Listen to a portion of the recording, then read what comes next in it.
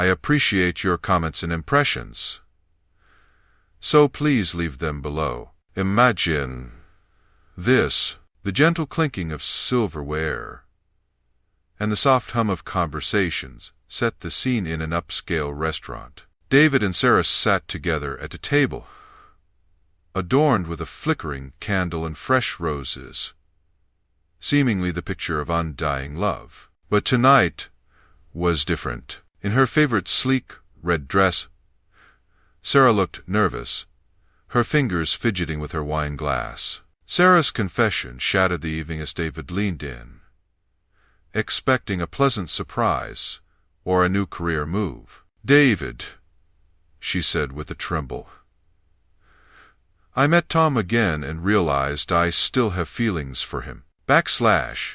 And stay tuned as we delve into this emotional roller coaster, exploring the complexities of love, betrayal, and the painful truths that sometimes surface when we least expect them. Please leave your comments and impressions. I appreciate your feedback. The tinkling of silver, ware on fine china, and the gentle hum of conversations filled the upscale restaurant amid the surrounding noise. Sarah and I sat across each other, our table decorated with a flickering candle and a bouquet of fresh roses that now seemed ironic in their symbolism of undying love. Sarah wore her favorite dress, a sleek red number that always promised a memorable evening. Her eyes, usually as calm as a serene puddle, blinked nervously tonight. She toyed with her wine glass, her finger rubbing the rim in a way that showed hesitation. "David," her voice began to tremble slightly, "there / something I need to tell you." And I leaned forward, smiling encouragingly, oblivious to the storm about to break. "Whatever it is," I said, reaching over to squeeze her hand, thinking maybe she was nervous about discussing a new career move or even surprising me with a trip. She took a deep breath. "I met Tom again," she said, her voice barely above a whisper. "We met at the conference last month, and I realized I still have feelings for him." / Her words hung in the air, heavy and suffocating. My hand recoiled as if burned, and the background noise seemed to fade into a dull, faraway echo. My heart pounded, a mixture of shock and a strange sense of detachment washing over me. "You / in love with him?" I asked, my voice barely audible. "Yes, David. I love you both in different ways," she replied, her words cutting like daggers. I glanced around, noticing curious eyes from nearby tables. A waiter approached, but I waved him away, focusing back on the woman I no longer recognized. "Sarah, how can you say that?" My voice was a strained whisper as I struggled to stay calm. "I didn't plan for this. It just happened. Tom understands our situation, and he's okay with it. I hope we can all figure it out." /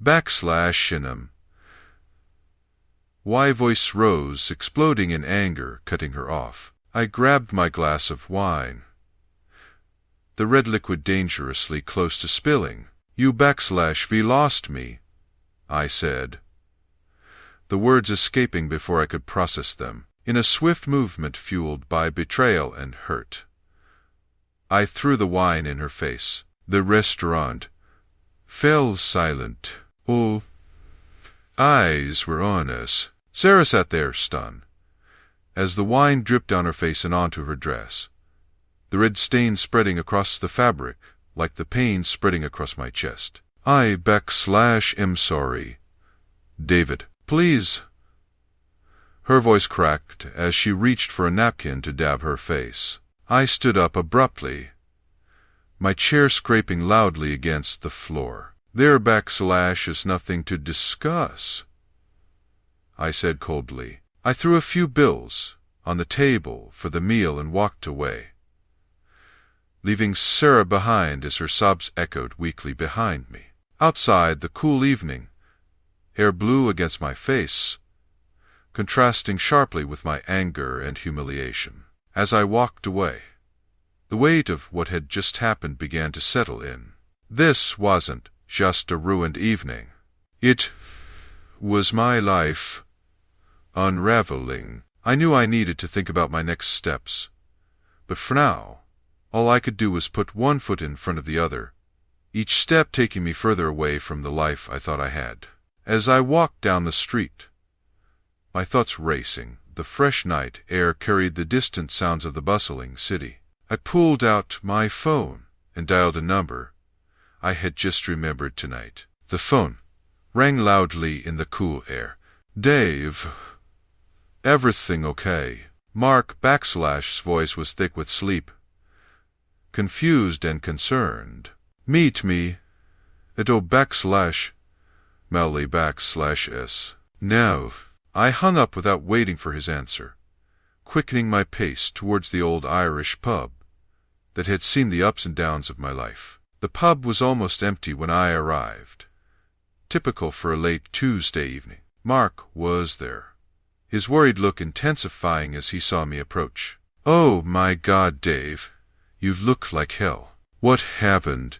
he asked, motioning for the bartender to get 2 beers. I plopped down on the chair opposite him, the weight of the evening's events heavy on me. "Sarah," I began, my voice rising with emotion. "She confessed something tonight." /N. Mark leaned in, his face a mixture of worry and curiosity. "What did she confess?" /N. She /is in love with her first love, Tom. They met again recently, and now she wants both of us in her life. I explained, bitterness evident in my tone. Mark's eyebrows shot up as he took a sip of his beer. "What the hell did you do?" he asked. "I walked out." "Threw wine in her face first," I admitted, not proud of my outburst, but unable to regret it. Mark whistled softly, shaking his head.